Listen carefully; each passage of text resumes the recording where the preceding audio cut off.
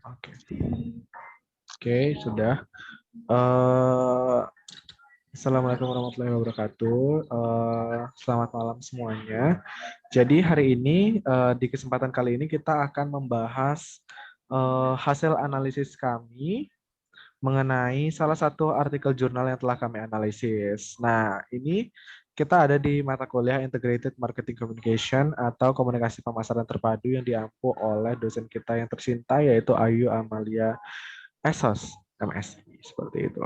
Nah, artikel jurnal yang kita ambil, analisis ini dipergunakan untuk menyelesaikan uji kompetensi kedua kita di mata kuliah ini. Nah, artikel jurnal yang kita ambil itu adalah mengenai komunikasi pemasaran dengan judul Strategi Komunikasi Pemasaran Digital Situs Pembanding Harga Telunjuk.com. Nah, sebelumnya kita dari kelompok 2. Di sini ada aku, Adi, selanjutnya ada rekan-rekanku, ada Kenny, ada Elsio Pramesti, ada Akita Damayanti, dan ada 3 orang lainnya yang berhalangan hadir di presentasi hari ini. Nah, langsung saja kita ke analisis yang pertama, yaitu dari judul dan kawan-kawannya. Mungkin bisa dari Elsa. Untuk judul, di sini ada strategi komunikasi pemasaran digital, situs pembanding harga telunjuk.com. Lalu untuk jurnalnya, ada Jurnal Ilmu Komunikasi, volume 1, nomor 2, November tahun 2018. Oke, itu dia. Dan tambahan juga penelitinya itu ada Nur Satyo dan Dini Rosliani dari Universitas Nasional. Nah, selanjutnya ini kita akan ngomongin tentang abstraknya. Mungkin dari Akita. Oke, baik. Terima kasih, Adi. Untuk abstraknya sendiri, perkembangan situs jual beli online di Indonesia itu membuat pelaku industri digital menciptakan situs pembanding harga, salah satunya telunjuk.com yang kita analisis ini. Kemudian keberadaan bisnis situs pembanding harga memerlukan suatu strategi komunikasi pemasaran yang tidak saja berupaya untuk menarik pengguna internet berkunjung ke situs tersebut. Kemudian yang terakhir ada salah satu situs pembanding harga populer di Indonesia yaitu telunjuk.com sebagai studi kasus dari jurnal yang kita analisis ini. Oke, itu dia tambahan lagi untuk yang bagian abstrak. Pada penelitian ini mereka menggunakan kata kunci yaitu komunikasi pemasaran digital dan juga situs pembanding harga. Oke, lanjut. Di sini ada data pelengkap.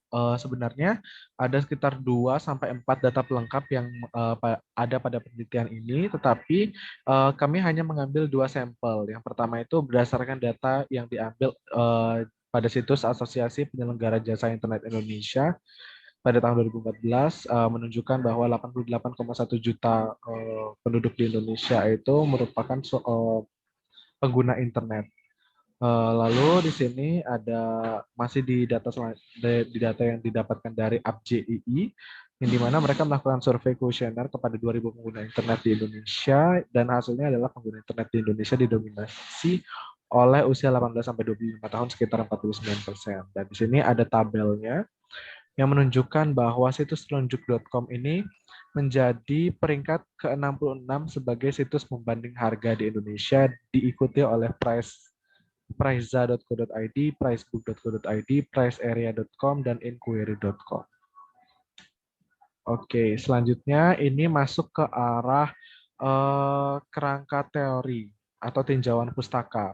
Nah, pada penelitian ini para peneliti menggunakan konsep pemasaran digital sebagai kerangka teorinya, di mana pemasaran digital atau digital marketing merupakan kegiatan pemasaran yang dimulai dari eksplorasi pasar, mengikat dan juga mengeksekusi pasar yang menggunakan media horizontal. Dan digital marketing ini merupakan strategi yang sangat populer pada saat itu dan digunakan oleh hampir sebagian besar marketers di seluruh dunia. Nah, ini juga ada konsep strategi, maksud saya kerangka teori yang digunakan selanjutnya. Mungkin bisa Kenny. Ya, di sini ada kerangka teori yaitu jika ditelaah menggunakan konsep digital marketing menurut Dave Churvery 2008, maka strategi pemasaran yang dilakukan telunjuk.com juga dapat dilihat sebagai berikut. Yang pertama yaitu Search Engine Marketing atau SEM. Yang kedua, Online PR. Dan yang ketiga, Online Partnership.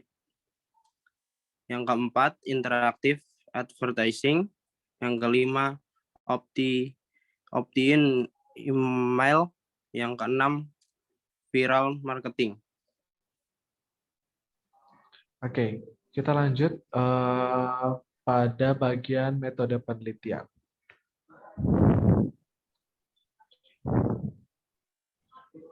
Mungkin Kenny lagi bisa.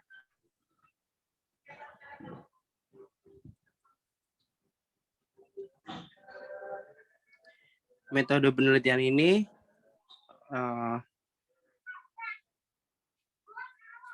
menggunakan kualitatif deskriptif, data dikumpulkan melalui wawancara, lalu ada observasi website telunjuk.com, dan waktu penelitian ini dilakukan pada Mei-Desember 2016, dan dianalisis secara deskriptif melalui proses pemilihan, pengelompokan, dan penyajian data hingga menghasilkan satu simpulan.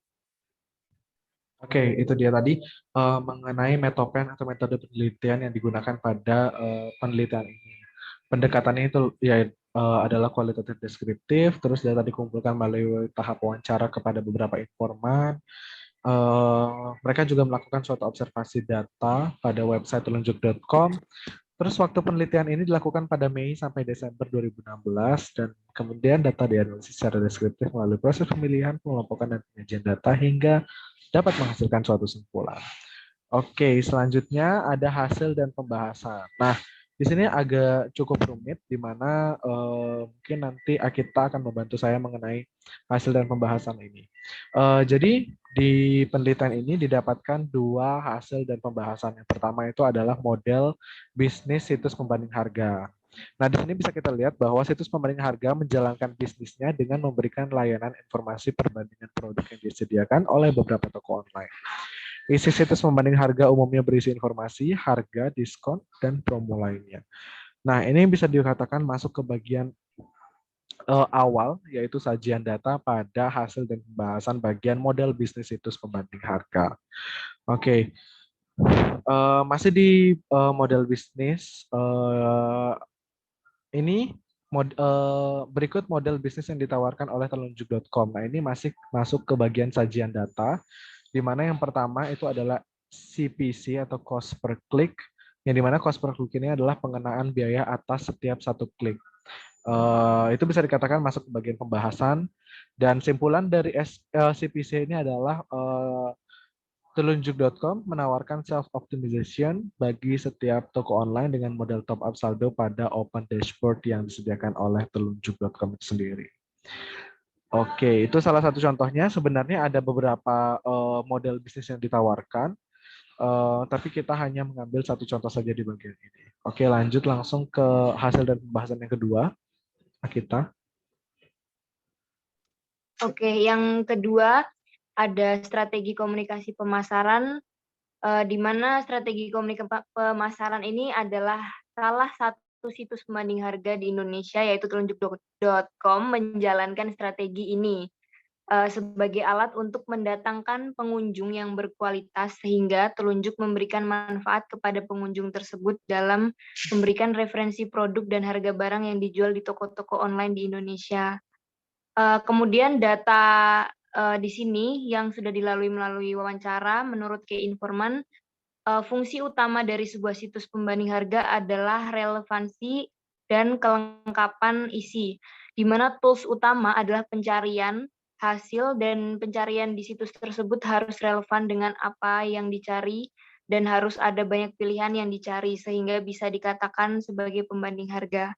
Kemudian Informan 1 juga menjelaskan terkait telunjuk.com sendiri, ini masuk di pembahasan ya, berisikan toko online, yaitu tadi telunjuk.com itu berisikan toko online dengan kategori yang beragam, ada yang berisikan variatif kategori seperti Tokopedia, Lazada, Blibli, Elevenia, dan Matahari Mall. Namun ada juga toko online yang menjual barang-barang dengan kategori tertentu seperti Beribenka, Zalora, dan Shopdeka yang khusus kategori fashion, dan masih banyak lagi kategori lainnya. Karena telunjuk.com sangat mengutamakan kelengkapan produk untuk memberikan banyak pilihan kepada user atau customer yang ingin beli secara online. Kemudian kita masuk di tahap simpulan, yaitu berdasarkan data dan pembahasan di atas, perbandingan harga yang lengkap dan hasil pencarian yang sesuai dengan berbagai toko online dari produk yang dicari oleh pengunjung, itu semua menjadi simpulan dari telunjuk.com dalam menerapkan strategi komunikasi pemasaran.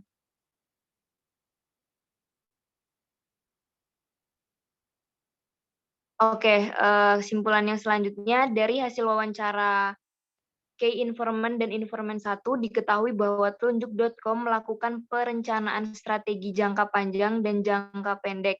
Strategi jangka panjang untuk 1 tahun dan untuk strategi jangka pendek dilakukan setiap 3 bulan dengan review setiap minggu. Setiap divisi memiliki strategi objek yang berbeda-beda. Untuk tim digital marketing, strategi objektif yang harus dicapai adalah jumlah traffic dan rasio konversi atau conversion rate. Oke, banyak ya. Selanjutnya kita masuk di pembahasan pemasaran digital. Di sini terdapat 6 digital media channel seperti yang sudah tertera di kerangka teori yang sudah Kenny jelaskan tadi. Di sini kita menjelaskan tentang telunjuk.com dalam merealisasikan atau mengimplementasikan teori tersebut.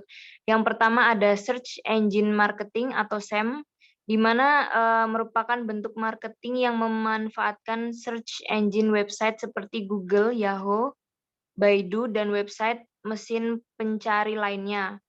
Yang kedua ada online PR, yaitu bentuk public relation dengan medium media online yang menggunakan publisher online.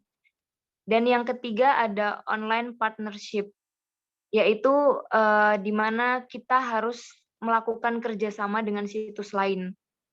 Dan yang keempat interactive advertising, di mana bentuk iklan yang berupa gambar, logo, atau bentuk grafik lainnya. Kemudian yang kelima ada opt-in email, di mana ini merupakan email marketing dengan memanfaatkan list email dari pihak ketiga untuk memperkenalkan produk atau perusahaan. Dan yang terakhir ada viral marketing, di mana di sini menggunakan key opinion, apa ini ya, ketutupan L-nya apa ya? Leader.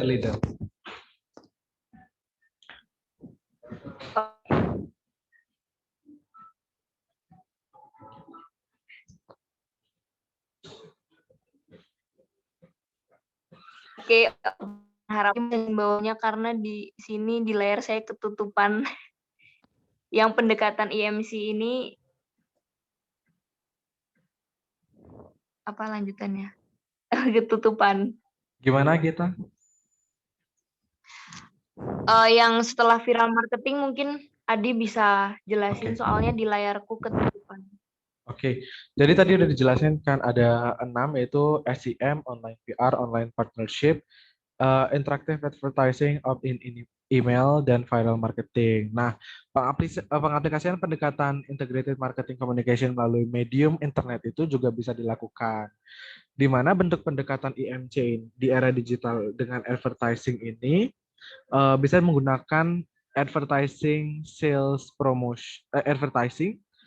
promotion, personal selling, public relation, dan direct marketing dengan medium internet, dengan memanfaatkan medium internet seperti itu. Nah, ini sudah masuk ke bagian pembahasan dan simpulan dari yang tadi, sajian data yang tadi, di mana berdasarkan pembahasan di atas menunjukkan bahwa mesin pencari atau search engine di era digital saat ini memang memainkan peranan yang sangat signifikan yang mampu mempengaruhi keputusan pembelian konsumen. Nah, meski demikian, penulis juga melihat suatu kelemahan dari strategi yang dijalankan oleh telunjuk.com, yaitu fitur mesin pencarian yang menjadi fitur utama masih kurang maksimal dari kelengkapan produk dan juga relevansi dari hasil pencarian seperti itu. Oke, kita masuk ke tahap simpulan. Mungkin Kenny bisa membantu. Simpulan dari hasil penelitian ini adalah strategi-strategi praktis dan melakukan optimasi secara berkala.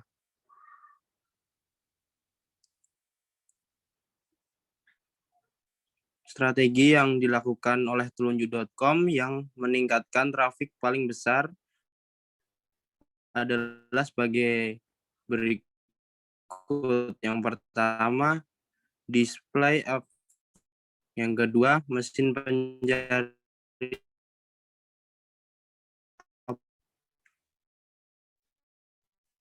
optimalisasi engine, memberikan kontribusi dalam meningkatkan trafik yang berkualitas. Yang ketiga, SEM atau Search Engine Marketing untuk para tokoh-tokoh online.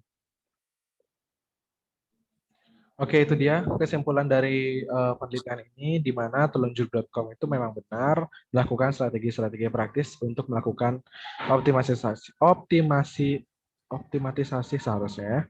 Optimalisasi secara berkala begitu, yang dimana bisa menggunakan display advertising, kemudian ada search engine optimization, terus ada search engine marketing juga. Oke, kita masuk ke pembahasan terakhir, yaitu analisis keseluruhan riset. Mungkin bisa dibantu dari Elsa. Ya, baik. Lalu yang terakhir ada analisis keseluruhan riset, di mana riset dilakukan secara strategis dan sistematis, membahas mengenai digital marketing dengan menggunakan situs pembanding harga, yakni telunjuk.com. Pembahasan dapat diperluas dengan menambahkan konsep marketing dan juga memanfaatkan teknologi yang telah dalam konteksnya pemasaran secara menyeluruh. Lalu untuk saran kepada penelitian selanjutnya adalah dapat membahas mengenai efektivitas terhadap situs tersebut dengan lebih mendalam lagi, khususnya pada masa pandemi di saat ini. Oke, itu dia tadi ketiga analisis keseluruhan riset dari artikel jurnal ini. Yang pertama, diketahui bahwa riset dilakukan secara strategis dan sistematis. Yang kedua, pembahasan dapat diperluas lagi dengan menambahkan konsep marketing 4.0. Dan juga yang terakhir adalah saran untuk penelitian selanjutnya dapat membahas mengenai efektivitas terhadap situs tersebut dengan lebih mendalami lagi, khususnya pada masa pandemi seperti ini karena teknologi sudah makin canggih ya. Kebetulan riset dari penelitian ini itu dilakukan pada tahun 2016 dan sekarang sudah 2021. Mungkin pasti akan ada suatu pembaharuan pada penelitian tersebut seperti itu. Mungkin itu dia tadi hasil analisis kami mengenai artikel jurnal yang berjudul Strategi Komunikasi Pemasaran Digital Situs Pembanding Harga Telunjuk.com oleh Nur Satyo dan juga Dini Rosliani. Oke, mungkin itu dia. Terima kasih atas waktu dan perhatiannya. Kami mohon maaf jika ada salah kata. Semoga hasil analisis ini bisa memberikan nilai terbaik untuk kita di uji kompetensi kedua pada mata kuliah Integrated Marketing Communication ini. Sekali lagi terima kasih. Kami tutup dengan wassalamualaikum warahmatullahi wabarakatuh. Terima kasih.